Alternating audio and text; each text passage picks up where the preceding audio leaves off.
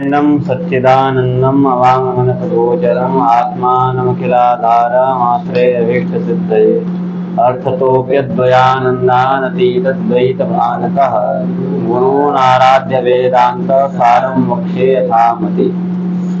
तो बताए थे कि तत्त्वमसि में तत्पद का जो अर्थ है अपरोक्षत्व विशिष्ट चैतन्य, त्वम पद का जो अर्थ है परोक्षत्व विशिष्ट चैतन्य, इसमें जो विरुद्ध अंश है क्या परोक्षत्व और अपरोक्षत्व, उस अंश को त्याग दिया जाता है। शुद्ध जो चैतन्य अंश है उसका जब ग्रहण होगा तो इसे कहते हैं भागत त्याग लक्षण।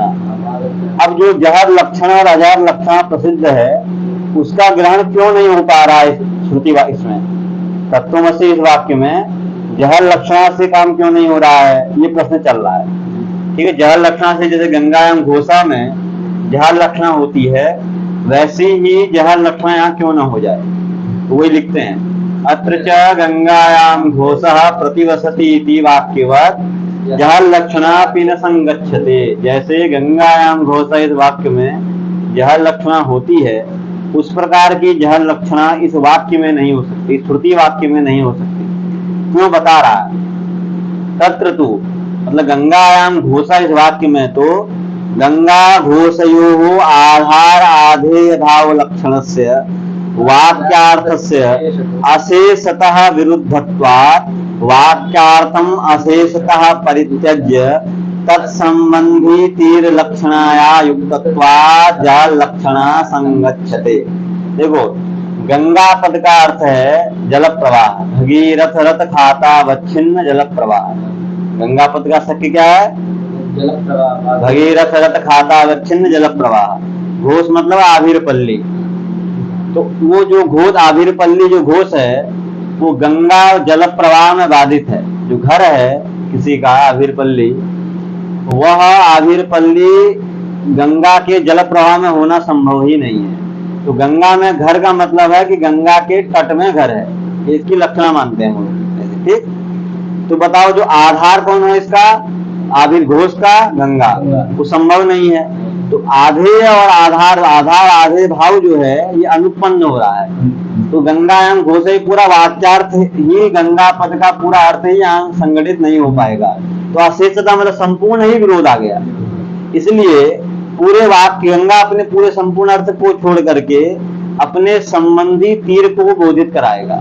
क्या कराएगा, अपने अर्थ को छोड़ के अपने संबंधित। तो जहाती मतलब जहाती मतलब छोड़ देता है। स्वानि पदानि यम अर्थम स जहस्व, जो अपने अर्थों को छोड़ देता है उसे कहते हैं जहस्व। जहस्व अर्थम यस्या सा जहस्वार्थ, वो क्या है जहस्वार्थ। ठीक है, समझे। जहती मतलब त्यजति, स्वानि पदानि यम अर्थम, जिस अर्थ को पद छोड़ देता है उसे कहेंगे जहस्व। जहस्व अर्थम यस्याम वृत्तौ सा लक्षणा जहस्वार्था लक्षणा।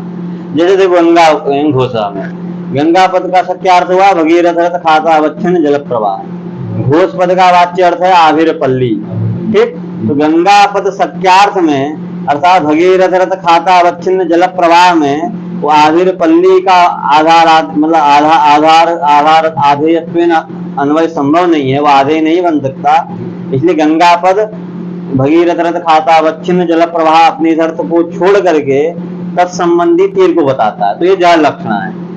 उसी प्रकार यहाँ पर नहीं हो सकता। क्यों नहीं हो सकता, अत्र तु परोक्ष चैतन्य एकत्व लक्षणस्य।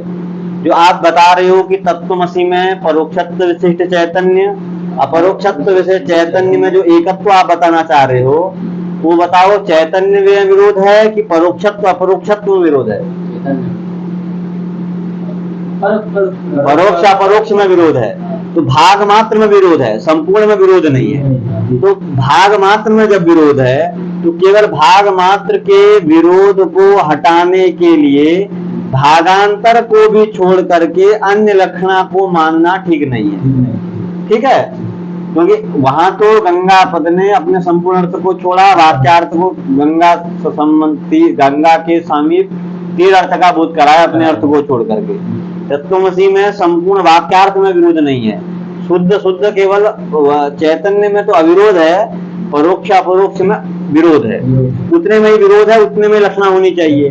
तो कह रहा उसने के लिए आप केवल एक भाग को पकड़ोगे और भागांत, उसके लिए करना क्या पड़ेगा, आपको पूरे भाग को छोड़ना पड़ेगा जहर लक्षणा के लिए।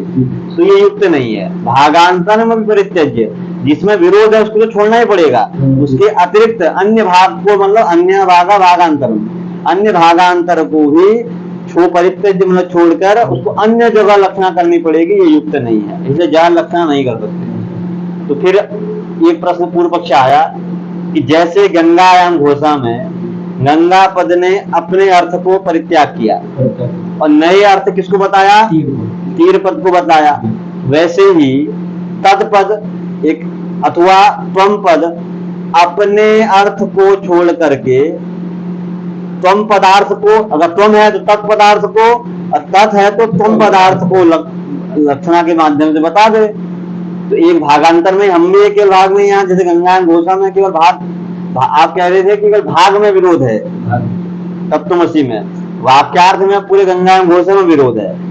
तो कहा कि एक भाग को लेकर के अन्य भाग को भी लेकर के लक्षणा करना ये ठीक नहीं है, कारण एक ही भाग को पकड़ेंगे, तत्व पकड़ेंगे या तुमको, तत्पद ही त्वमर्थ को, तत्पद के साथ त्वमर्थ को बताएगा अपने अर्थ को छोड़ करके, अथवा त्वम पद ही अपने अर्थ को छोड़ करके तत्पद को बताएगा।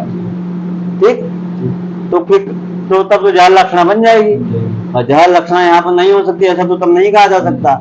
तो ये भी नहीं सही है। वो कह रहा है कि गंगायाम घोषा में जहाँ ऐसा गंगा पद अपने अर्थ को छोड़ करके तीर अर्थ को बता रहा है, वहां उस वाक्य में तीर पद का श्रवण नहीं है। क्या है? तो उस अर्थ की प्रतीत, इसलिए उस अर्थ की प्रतीति नहीं हो पा रही है तीर अर्थ की, तो उस अर्थ की प्रतीति के लिए लक्षणा की आवश्यकता है, क्योंकि गंगायाम घोषा में तीर पद का श्रवण नहीं है। तीर पद का श्रवण नहीं है तो तीर पद के अर्थ के लाभ के लिए लक्षणा की आवश्यकता है। लेकिन तत्त्वम पद, तत्त्वमसि वाक्य में तो तत्पद भी सूयमान है और त्वम पद भी सूयमान है, तो उसके जब वो पद ही सूयमान है तो उसका अर्थ भी प्रतीत होगा।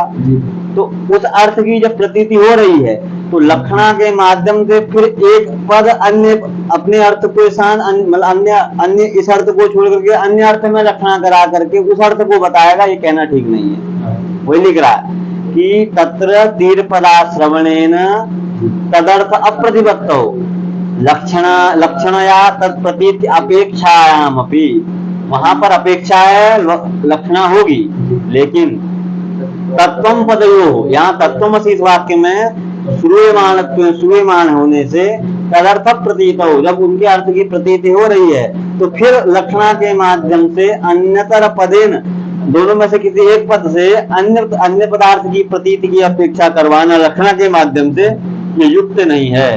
तो इसका मतलब जहर लक्षणा यहाँ पर नहीं हो सकती। ठीक है, जहर लक्षणा नहीं हो सकती। अब कह रहे हैं कि चलो जहर लक्षणा ना हो, अजहर लक्षणा हो जाए। पहले लोक में घटा रहा है, जैसे सोनो धावती में क्या होती है, अजहर लक्षणा होती है। अजहर मतलब जहां पर पद अपने अर्थ को नहीं छोड़ता, तो सोनो धावती वाक्य। सोन मतलब लाल रंग, लाल रंग दौड़ेगा क्या? तो न जहती थी अजहती, तो अजहती स्वानि पदानि यम अर्थम सह अजहत्स्व, अजहत्स्व अजहत्स्व अर्थम यस्याम सा अजहत्स्वार्था लक्षणा। तो सोन पद का अर्थ है रोहित वर्णत्वावच्छिन्न गुण, लाल वर्ण का गुण। कोई का सोनो धावती, लाल दौड़ रहा है, लाल जो गुण है वो दौड़ेगा, तो द्रव्य में होगी क्रिया।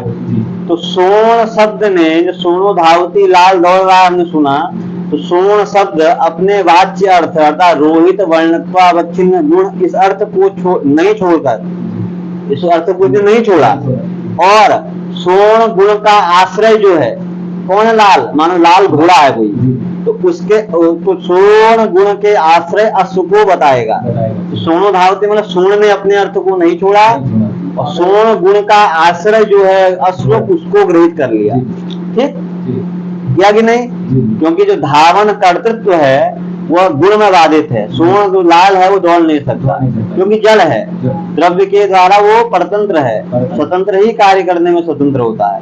इसलिए सोन शब्द अपने वाच्य अर्थ को न छोड़ते हुए सोन गुण का आश्रय जो अश्व है उसका बोध कराता है। ये होती है अजहर लक्षणा।